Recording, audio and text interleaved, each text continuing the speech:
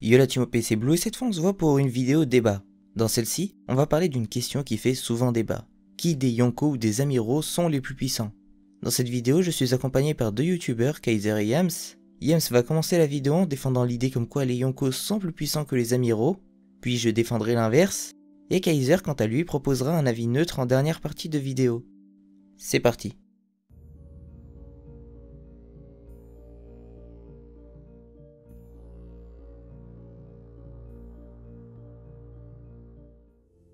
Alors de mon côté, je vais défendre la position d'un Yonko plus fort qu'un amiral en 1v1. Et pourquoi? Eh bien pour plusieurs raisons. Tout d'abord, pour pouvoir proposer un avis opposé à Blue dans la même vidéo, permettant à Kaiser de conclure à partir d'avis divergents, mais aussi car c'est le point que je défendrais si j'étais dans un débat. En effet, je considère un Yonko plus fort qu'un amiral et je vais m'expliquer. Tout d'abord, il faut bien comprendre les tenants et les aboutissants selon moi de ce débat. En réalité, savoir qu'un personnage est plus fort qu'un autre ne m'apporte rien personnellement, mais ce qui m'intéresse est la tournure de l'histoire et la compréhension de l'équilibre de puissance qui s'y cache derrière. En effet, je parle et je débat scénario, c'est-à-dire que ce point doit être central même dans un débat de puissance, et là j'ai envie de vous poser une question. Qu'est-ce que vaut le scénario si les Yonko sont plus faibles que les Amiraux? Eh bien pour y répondre, c'est assez simple. Nous savons que ces Yonko ont des primes exceptionnelles et uniques, sûrement parmi les plus grosses primes du monde. Ils sont au nombre de 4, mais en temps normal, ils ne s'associent pas. C'est-à-dire qu'il s'agit de 4 individualités de puissance, qui changent le schéma de l'équilibre de puissance pour beaucoup de monde. En effet, les Yonko ne sont pas alliés et ne sont pas une entité de puissance unique comme la marine ou un seul équipage. Il s'agit de 4 puissances neutres entre elles. Et de là naît plusieurs questions. Nous avons pu voir l'écart de puissance extrêmement énorme entre un second de Yonko et un Yonko grâce à Luffy. En effet, si nous analysons les derniers événements, on a pu voir un Luffy gagner face à Katakuri, le second de l'équipage de Big Mom, pour, quelques jours plus tard, se faire one-shot par Kaido. Ainsi, on imagine bien qu'un second empereur n'a en réalité pas de grande chance de faire quelque chose face à un empereur. L'écart de puissance y est plus ou moins conséquent selon l'équipage bien évidemment. Et là, j'ai envie de poser les questions que je garde depuis un moment. Si un amiral gagne en AV1 face à un Yonko, ne serait-il pas très simple d'abolir le système des empereurs? En effet, pour beaucoup, les empereurs sont une puissance nécessaire pour la marine pour garder un équilibre dans le monde. Mais moi personnellement, je n'ai pas compris cela comme ça. En effet, si la marine a créé le système des Shichibukai, aujourd'hui aboli, c'était bien pour pouvoir tenir tête face à un empereur. Et on comprend dès lors que la marine n'avait pas trop le choix que d'accepter leur souveraineté dans le nouveau monde. De plus, la marine, en exterminant les empereurs, aurait montré à la piraterie un exemple de ce qui les attendait s'ils continuaient, permettant sûrement de calmer l'ère de la piraterie. Sans oublier le fait qu'ils auraient mis la main sur les routes poneglyphes de Big Mom et Kaido, permettant de s'assurer que naîtra plus jamais de nouveau roi des pirates. Le cas Marineford nous explique cette incohérence naissant du cas où les Yonko sont plus faibles que les Amiraux. Pourquoi avoir appelé toute la marine et les Amiraux, les vice-amiraux, les pacifistas et même les corsaires pour faire face à un seul Yonko? Si un amiral gagne en un 1v1, 2 Amiraux étant suffisants pour détruire un Yonko. C'est comme si je disais Kaido et Big Mom qui s'allient. Ah bah tiens, parlons-en. La réaction d'Akainu est la preuve de la surpuissance des empereurs, puisqu'Akainu dit clairement qu'il s'agit de la plus grande crise qu'ils ont connue, renvoyée aux heures noires de l'équipage des Rocks. Et encore une fois, prouvant les limites de la marine puisque cette dernière a dû s'allier à un pirate pour battre un autre pirate. Alors oui, vous me direz que Shebeck était très certainement beaucoup plus fort que les empereurs d'aujourd'hui, et je vous répondrai que peut-être vous avez raison. Mais en quoi cela change le fond de mon propos? Aujourd'hui encore, jusqu'à l'arc de la rêverie, la marine comptait sur des pirates pour pouvoir repousser les puissances d'un empereur. Pour preuve, la seule fois que les Shichibukai ont eu un devoir dans le manga, autre que des réunions, pour parler d'un nouveau corsaire, c'était pour la guerre du sommet. En somme, si les Amiraux étaient plus forts que les Yonko, il y aurait plusieurs incohérences, alors que le contraire est bien plus logique et cohérent. En effet, si les Yonko sont plus forts que les Amiraux, cela explique pourquoi ils étaient tous présents pour combattre Barbe Blanche, cela explique pourquoi le Gorosei dit que seuls les empereurs peuvent arrêter Barbe Noire, et cela explique aussi pourquoi la marine n'agit pas face à eux.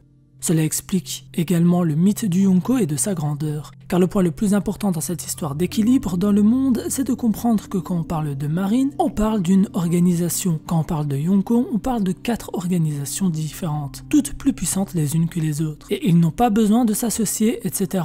car ils ont des buts personnels et sont rivaux dans leur course au titre de roi des pirates. Si deux empereurs s'associent, cela se transforme en la plus grande crise de tous les temps pour la marine, montrant à quel point les Yonko leur sont supérieurs. Car oui, ce n'est pas la marine plus les Shichibukai égale 4 Yonko, c'est bien la marine plus les Shichibukai égale 1 Yonko. Si je dois résumer, cela n'aurait aucun sens qu'un amiral soit plus fort qu'un Yonko, puisqu'une seule organisation, la marine en possède 4, en comptant l'amiral en chef. Alors que de l'autre côté, nous avons des organisations distinctes avec un Yonko par organisation, et chacune d'elles est suffisamment forte pour empêcher la marine de venir faire justice dans le Nouveau Monde et plus particulièrement sur leur territoire.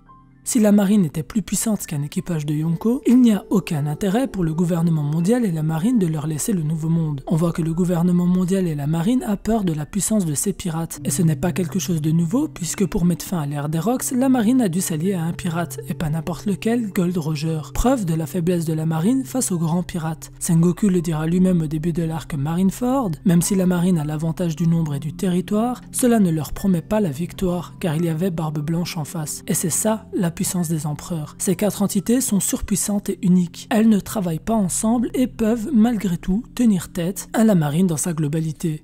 Et l'alliance de 2 empereurs est perçue comme la plus grande crise que pouvait connaître la marine, alors que Big Mom a été à Wano Kuni sans son équipage au complet. De plus, on peut rajouter le fait que le CP0 essaye de négocier avec Orochi, alors qu'Orochi n'a pas peur du gouvernement mondial et de la marine, car il est protégé par un empereur. Si la marine était bien plus forte que les empereurs, elle aurait déjà l'avantage dans les négociations et ils auraient pu faire tomber l'instance des Yonko et mettre la main directement sur les ressources qu'ils ont besoin, sans avoir à négocier avec leurs ennemis.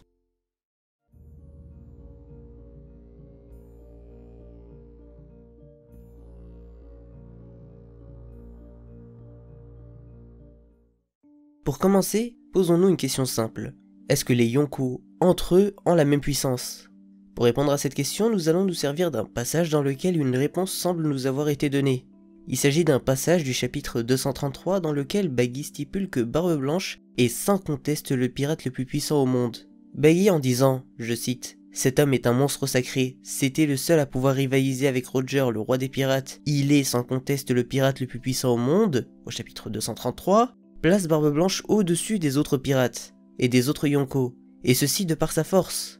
Sa force lui a permis d'être le seul personnage de One Piece à pouvoir rivaliser avec Roger, comme nous le stipule Baggy qui est un témoin direct de l'aventure de Roger. C'est un témoin qui a voyagé avec lui et a été au premier rang de ses batailles, comme on l'a vu dans le flashback d'Oden. Et ce qui est intéressant avec ce témoignage, c'est que l'aventure de Baggy ne s'est pas arrêtée à la mort de Roger, et a continué jusque dans le présent. Et même dans ce présent, il considère que Barbe Blanche est le pirate le plus puissant au monde. Ceci en sachant qui sont les acteurs actuels de la piraterie, mais ceux qui ne sont pas d'accord avec cette idée diront que c'est Baggy. Et Baggy c'est qui? Un pirate qui a vécu l'aventure de Roger? Peut-être qu'il ment. Donc pour vérifier qu'il ne ment pas, comparons les dires de Baggy avec celui d'autres personnages. Doflamingo. On peut pas reprocher à ce personnage d'être complaisant avec Barbe Blanche, vu qu'il était plutôt affilié à Kaido. De plus, en étant une figure de stabilité, Barbe Blanche est opposée idéologiquement à Doflamingo, et à ses penchants destructeurs. Donc Doflamingo n'a aucune raison de l'encenser. Pourtant, celui-ci suggère, voire dit clairement à la fin de Dressrosa, au chapitre 801, que Barbe Blanche est le pirate qui aurait pu devenir le roi des pirates. Mais qu'au lieu de ça, au lieu de prendre le titre et la place de roi des pirates, il s'est posé devant pour empêcher les autres d'atteindre ce titre. Doflamingo connaît très bien le Kaido du présent, mais considère tout de même que Barbe Blanche est plus puissant, car Barbe Blanche est celui qui l'a empêché, lui et les autres Yonko, de devenir roi des pirates. Le statu quo entre les Yonko semble être une chose qui a été imposée par Barbe Blanche aux autres Yonko, et ceci de par la force. En tout cas, c'est ce qui est suggéré. Donc, Doflamingo aussi hiérarchise les Yonko, et place Barbe Blanche au-dessus des autres Yonko. Après, Doflamingo c'est qui? Un Shichibukai, un flamant rose? Sa place dans le monde de One Piece n'était pas si importante. Il se trompe peut-être aussi. Alors parlons de la rivale de Barbe Blanche, Big Mom. Dans un passage du chapitre 847, elle dit en parlant de Lola, je cite, « Si elle n'avait pas fait sa stupide rébellion, j'aurais pu écraser Kaido, le roux et même Barbe Blanche. » À sa façon de le dire, on voit qu'elle hiérarchise ses rivaux. Elle cite Kaido et Shanks, puis elle dit « et même Barbe Blanche ». Elle le met donc au-dessus de ses deux autres rivaux, en disant ça de cette manière. Elle hiérarchise clairement les Yonko et dit que la tâche la plus compliquée aurait été d'écraser Barbe Blanche. Après Big Mom, c'est qui? Une gourmande qui a crié Wedding Cake pendant 20 chapitres? Elle aussi se trompe peut-être. Bref. Je pense qu'on va s'arrêter là pour les exemples, je pourrais continuer pendant des heures car des exemples, c'est pas ce qui manque. Mais si je n'arrive pas à vous convaincre avec ces 3 exemples, aucun autre exemple supplémentaire ne pourrait le faire. Mais pourquoi je parle de Barbe Blanche depuis tout à l'heure alors que le sujet concerne plutôt les rapports de force entre les amiraux et les Yonko? Eh bien, je parle du cas Barbe Blanche pour expliquer qu'il ne faut pas voir ce genre de groupe comme un bloc monolithique, c'est-à-dire un groupe dans lequel tout le monde a la même puissance, le même niveau.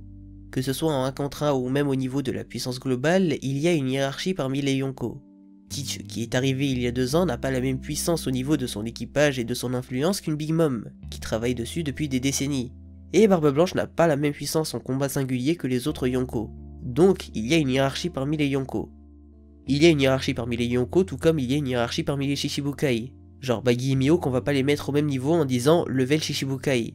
Donc je pense que le level Yonko, tout comme le level Shichibukai, n'existe pas.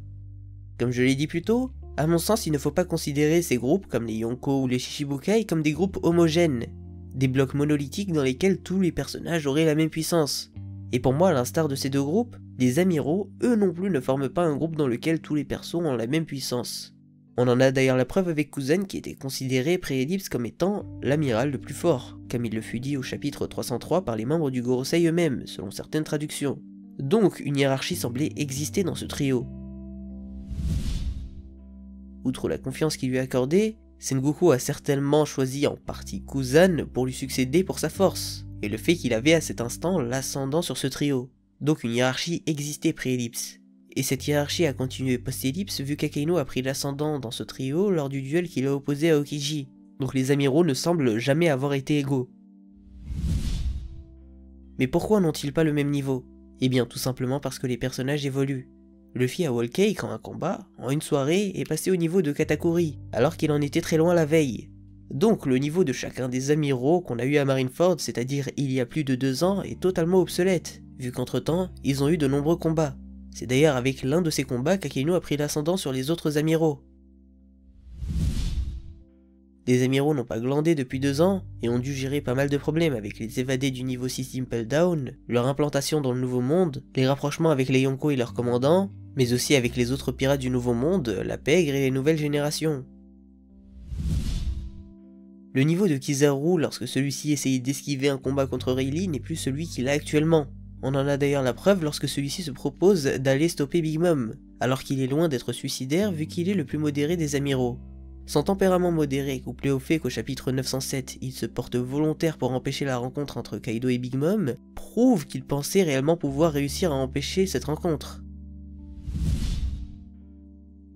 Kizaru qui taffe dans la marine connaît assez bien, je pense, le level des plus grosses menaces pour la marine, les Yonko. Kaido ne fait pas exception. Ce n'est pas parce qu'il a élu domicile sur Wano qu'ils ne connaissent pas son niveau, car il bouge de cette île. Il était par exemple sorti de ce territoire pour attaquer Kid Hawkins, ou encore pour attaquer Barbe Blanche. Donc, étant donné qu'il sort de son territoire, Kaido ne fait pas exception et il connaît sûrement son niveau.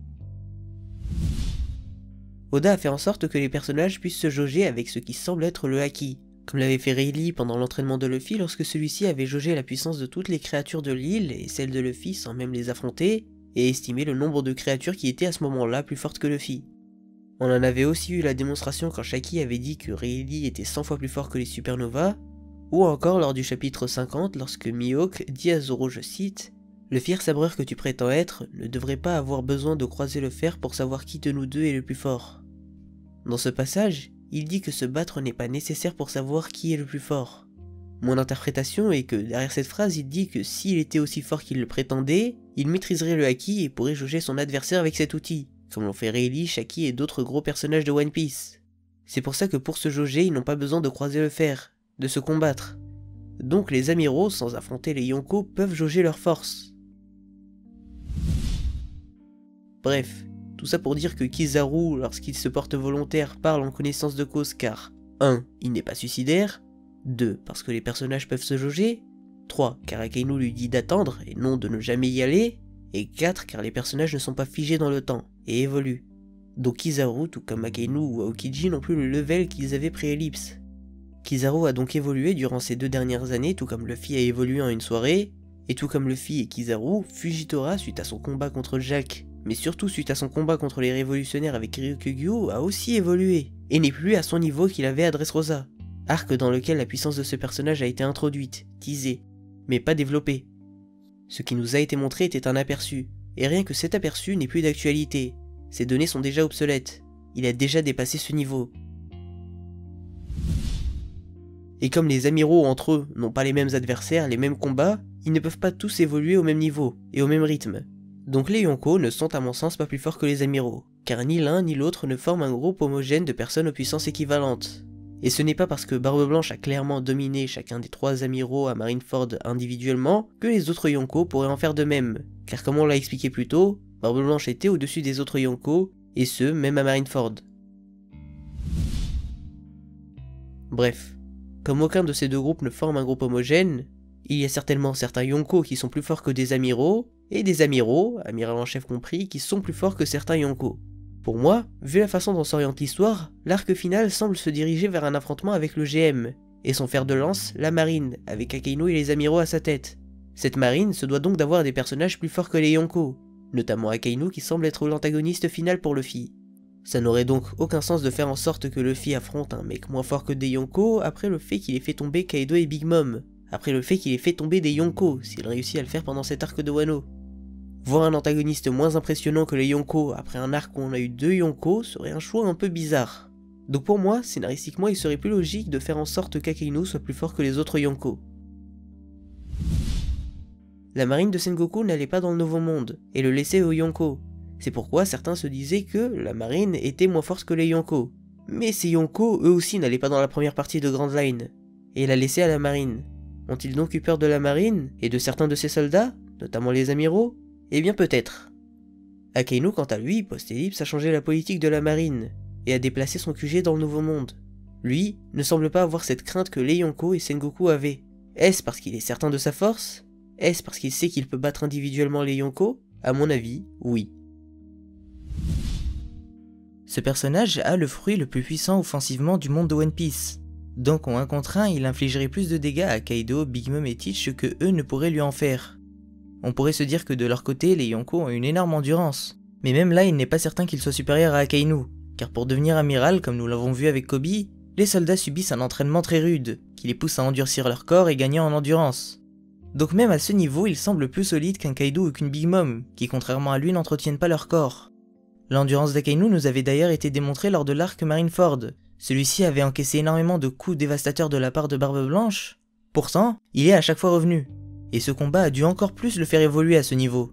Donc Akainu semble être capable de les dominer sur tous les plans, tant offensivement que défensivement, de par son fruit et l'entraînement ainsi que la carrière qu'il a eue. Donc en résumé, il ne faut pas considérer les Yonko et les amiraux comme des blocs homogènes. Les Yonko n'ont pas tous le niveau de Barbe Blanche, qui était une exception et était au-dessus d'eux, et les amiraux n'ont pas tous le même niveau et sont hiérarchisés. Akainu est à leur tête et semble, en plus d'être le plus puissant des amiraux, plus puissant que les Yonko eux-mêmes. Le fait qu'il ait le fruit le plus puissant offensivement couplé à son endurance, son potentiel qui n'a pas encore été démontré, mais aussi son évolution certaine, nous permettent de nous dire qu'il est possible qu'il soit plus fort qu'un Yonko. Son assurance post-ellipse rend cette hypothèse encore plus crédible. Mais le fait que le dernier arc semble s'orienter vers un affrontement avec la marine nous permet quasiment de l'affirmer. Akainu, qui est un amiral au-dessus des amiraux, est certainement aussi au-dessus des Yonko.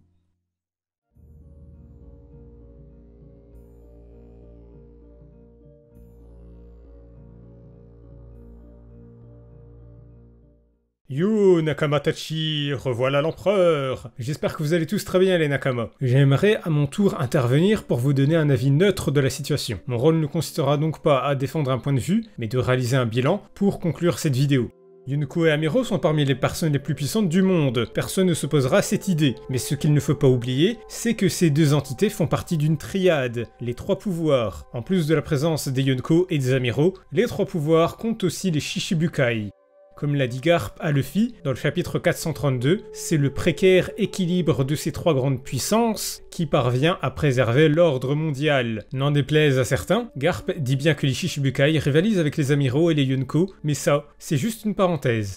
Et donc, pourquoi je vous parle des Shichibukai? Parce qu'il faut comprendre par là que le but des Shichibukai est d'assurer une entente entre la piraterie et la marine afin d'éviter à ce que les deux camps passent leur temps à se faire la guerre et ravager le monde. Si une guerre surgit, cela signifie que l'un des deux camps s'estime en mesure de vaincre l'autre. Mais il n'en est rien, et c'est bien la preuve que les deux camps se redoutent. Comprenez là que je pense qu'entre Yonko et Amiro, à l'heure actuelle, on ne peut certifier la victoire d'aucun des deux camps. En règle générale, les pirates scélérats comme Teach, Big Mom et Kaido se fichent pas mal du chaos. Il suffit de voir Teach débarquer à Marineford les mains dans les poches, alors qu'il est la cible des deux camps, ou même Kaido qui a cherché à se joindre à la bataille de Marineford, comme si c'était la foire à la saucisse. Comme je l'ai dit avant, c'est l'avenir du monde qui est en jeu, et s'il y a bien un des deux camps qui en a conscience, c'est la marine. En fait, plus précisément, c'est le gouvernement mondial. Le but d'assurer une entente entre pirates et marines n'est pas de faire en sorte que les relations entre les deux camps s'améliorent avec le temps, mais bien d'éviter à ce que les deux camps ne s'entretuent. C'est pourquoi le gouvernement mondial a recruté et accordé l'immunité à de puissants pirates. Les Shichibukai servaient en quelque sorte de garde-fous, du moins jusqu'aux récents événements. Si la marine et donc les amiraux étaient capables de vaincre les Yonko, ils n'auraient jamais eu besoin de collaborer avec des pirates. C'est donc bien la preuve que même pour les amiraux, les plus puissants marines, le risque est bien trop grand. D'ailleurs, ce débat et cette collaboration marine-pirate ne sont pas sans rappeler l'incident de God Valley dans lequel Garp dut s'associer à Roger pour pouvoir vaincre l'équipage des Rocks. Cet équipage était à l'époque composé de légendes de la piraterie et de futurs Yonko qui ont d'ailleurs survécu à cet incident et posent encore problème à l'heure actuelle à la marine. Qui plus est, il a suffi d'une alliance entre deux empereurs, Big Mom et Kaido, pour déterminer que cette alliance était une catastrophe pire que l'incident de God Valley. Vous allez donc me dire que si j'insiste autant pour dire que la marine a besoin de collaborer avec des pirates et redoute autant les Yonko, c'est donc que les plus forts sont les Yonko. Eh bien non, ce n'est pas si simple. La particularité des Yonko, en comparaison aux amiraux, est qu'ils ne forment pas une unité. Les empereurs ne s'entendent pas tous entre eux. Le meilleur exemple est Shanks, qui est en conflit avec Teach, et qui s'est opposé à Kaido lors de la bataille de Marineford. L'union de tous les empereurs face aux amiraux est absolument impossible en l'état actuel des choses. Il y a même plus de chances que les empereurs s'affrontent entre eux que contre un amiral. Je pense d'ailleurs que c'est l'une des raisons pour lesquelles la marine reste passif à leur égard. Si au moins deux empereurs viennent à s'entretuer sans que la marine n'ait à lever le petit doigt, elle ne risquera pas de mettre en danger les amiraux. La marine est très prudente et joue la carte du temps, là où les Yonko n'hésitent pas à agir à la moindre opportunité. Du moins, ça l'était avant, car depuis la nouvelle invention de Vegapunk, la balance semble pencher en faveur de la marine, et donc des amiraux. Ils n'ont plus besoin des Shichibukai, ce qui signifie que la marine est dans l'optique d'éradiquer la piraterie et les Yonko avec. Et si elle est dans cette optique, c'est qu'elle se sent de taille face aux Yonko. D'ailleurs, Fujitora est serein à l'égard de cette révolution. Toutefois, il est bien précisé que l'alliance Big Mom Kaido est une catastrophe sans précédent et qu'on ne connaît pas encore la réponse de la marine malgré la nouvelle invention de Vegapunk. De plus, on ne peut pas exclure que Teach puisse s'associer à Kaido et Big Mom, et là ça serait vraiment la pire chose qui puisse arriver pour la marine, quand bien même Shanks ne les rejoindrait jamais. D'un côté, les amiraux sont très confiants concernant leur projet de mettre fin à la piraterie, mais de l'autre côté, rien n'est joué concernant les Yonko, car la menace d'une alliance se profile à l'horizon et que les actions de Teach sont totalement imprévisibles. Toutefois, une alliance de Yonko ne prouve pas que la marine est en position de faiblesse, mais seulement qu'elle a établi qu'il s'agit de la pire situation qui n'ait jamais eu lieu, et donc ne démontre pas que la marine ne peut y faire face. Donc là encore, rien n'est joué. Il est intéressant aussi de s'attarder sur la bataille de Marineford. On peut rétorquer que l'intervention d'un seul Yonko a suffi à ruiner Marineford. Mais que l'on sache, le gagnant de cette bataille est la marine. Les points majeurs du bilan de cette bataille est la mort de Barbe Blanche, du côté pirate, et les amiraux, quant à eux, sont ressortis indemnes de cette bataille, y compris Akainu, qui a réussi à encaisser un coup à pleine puissance de Barbe Blanche, ayant par la même occasion détruit Marineford. Ce bilan nous démontre qu'un seul Yonko, combien même il serait l'homme le plus fort du monde, n'est pas suffisant pour vaincre à lui seul l'union des 4 amiraux. Il est donc indispensable qu'une alliance entre Yonko soit établie s'ils souhaitent vaincre les amiraux. Après tout, c'est logique. Les amiraux sont 4 et les empereurs sont 4. S'il y avait réellement besoin de plus d'amiraux, il y aurait plus d'amiraux, vous ne croyez pas ? Ce point montre qu'un amiral en chef et 3 amiraux sont suffisants pour faire face à la menace des Yonko. Amiraux ou Yonko, les forces semblent égales. Pour finir, il est très difficile pour le moment de déterminer quel camp vaincra. Mais maintenant que les Shichibukai ont été virés des 3 pouvoirs, il n'en résultera qu'un combat entre les 2 pouvoirs restants, duquel seul le chaos et la ruine parsèmeront le monde, car plus rien n'est en mesure d'apporter l'équilibre. Es-tu d'accord avec Yams qui a expliqué que les Yonko sont composés de 4 individualités de puissance au sein de 4 organisations qui sont assez puissantes pour pouvoir tenir tête à la marine, qui a aussi expliqué que si un amiral gagnait en 1v1 contre un Yonko, ce serait simple de battre les 4 Yonko vu qu'ils sont 4 amiraux, et qui avait démontré dans sa dernière partie son raisonnement à travers des exemples comme celui du Gorosei, qui avait dit que seuls les Yonko pouvaient arrêter Barbe Noire, un autre Yonko.